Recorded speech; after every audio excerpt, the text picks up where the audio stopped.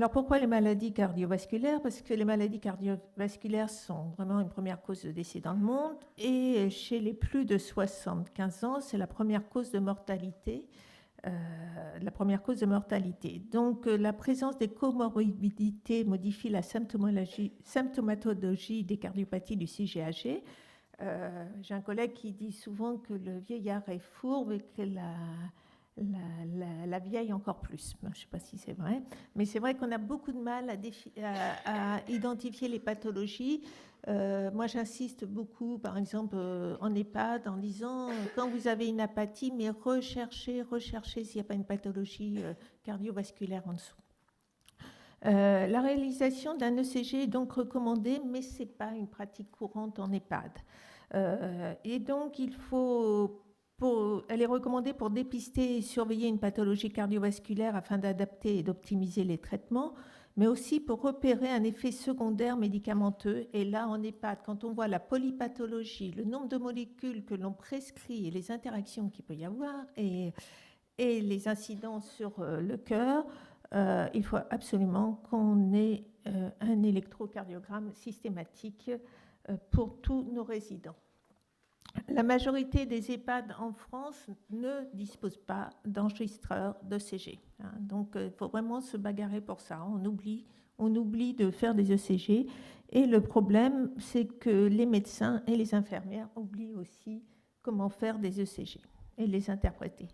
Donc, et en plus, on n'a pas de cardiologue facilement accessible. Alors ça va peut-être changer parce qu'on voit que la télétransmission est possible.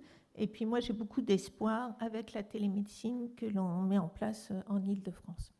La réalisation d'un ECG au moins une fois par an ou en cas d'événement aigu apparaît donc indispensable pour optimiser la prise en charge diagnostique et thérapeutique et donc pour réduire le risque iatrogène, je l'ai déjà dit. Donc le Gérontopole propose cette étude sur l'étude et la faisabilité de la télétransmission de CG en EHPAD. L'objectif principal, c'est d'évaluer la faisabilité et l'intérêt de la transmission de CG. Et puis, il y a les critères d'évaluation principaux sont évaluer la faisabilité de l'ECG télétransmis par un soignant de l'EHPAD. Donc ça, c'est quelque chose d'important et ce n'est pas si simple à faire. Et évaluer la prévalence des anomalies ECG mises en évidence grâce à la réalisation d'un ECG télétransmis. Donc, on va identifier les troubles du rythme supraventriculaire. Donc, je vous les détaille pas tous. Les troubles du rythme ventriculaire, dont l'allongement de cet espace QT dont on parle tant pour la iatrogénie, et les pathologies coronaires, séquelles d'infarctus du myocarde, troubles de la repolarisation. Les objectifs secondaires, c'est d'évaluer la prévalence des anomalies ECG non connues et déterminer ainsi le nombre de nouveaux diagnostics mis en évidence grâce à l'ECG télétransmis. J'insiste à ce niveau-là.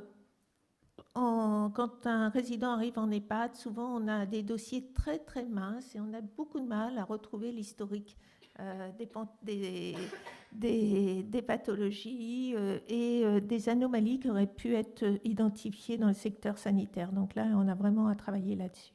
Il faut évaluer la prévalence des anomalies ECG d'origine iatrogène liées aux psychotropes et évaluer le nombre d'hospitalisations pendant les 12 mois de l'expérimentation et les comparer au nombre d'hospitalisations de ces EHPAD avant l'équipement en ECG.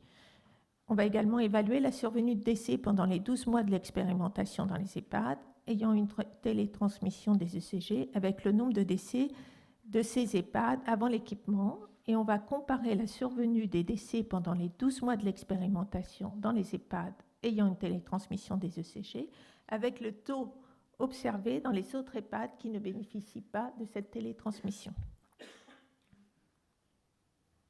Donc, c'est une étude non interventionnelle et multicentrique prospective qui est effectuée en Île-de-France sur 100 EHPAD qui vont participer au projet. Donc, dedans, il y a le CASVP, Corian, Orpea et la FEAP. Il y aura à peu près 3211, un peu plus de 3000 patients qui vont bénéficier de cette étude. Une durée totale de la recherche qui est pour les inclusions de 24 mois, pour la participation de 13 mois maximum pour l'observance, et une durée totale de la recherche qui sera de 37 mois. On a eu un avis favorable du CPP, le 23/1/2018, et de la CNIL. Voilà. Les critères d'inclusion, donc ce sont les sujets résidant en EHPAD nécessitant un ECG, hors situation d'urgence, en raison d'une pathologie cardiaque, donc coronaropathie, insuffisance cardiaque, hypertension artérielle, diabète, valvulopathie, fibrillation atriale, et d'un traitement pouvant entraîner des anomalies des ECG. Donc au total, ça fait beaucoup de résidents, parce qu'au CASVP, quand on s'amuse à compter les polypathologies, on en a à peu près 11. Hein. Donc on imagine qu'on aura beaucoup d'inclusion. Les sujets résidant en EHPAD ayant accepté et doivent bien sûr accepter de participer à l'étude. Et le critère de non-inclusion, ce sont les personnes majeures protégées qui font l'objet d'une mesure de sauvegarde de justice. Donc, le déroulement de la recherche pour un patient acceptant de participer à l'étude TICAD, c'est une visite d'inclusion qui est effectuée 1 mois avant la réalisation de l'ECG.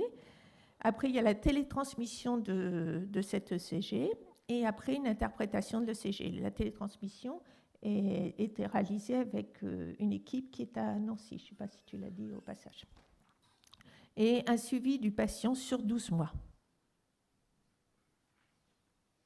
Donc, il y a la première étape, ce sont la formation des IDE dans les EHPAD, parce que, comme je vous ai dit, on est confronté dans le monde du médico-social à une perte de certains gestes, voire, et on le constate récemment, l'a constaté récemment, une non-acquisition de certains gestes des nouvelles IDE.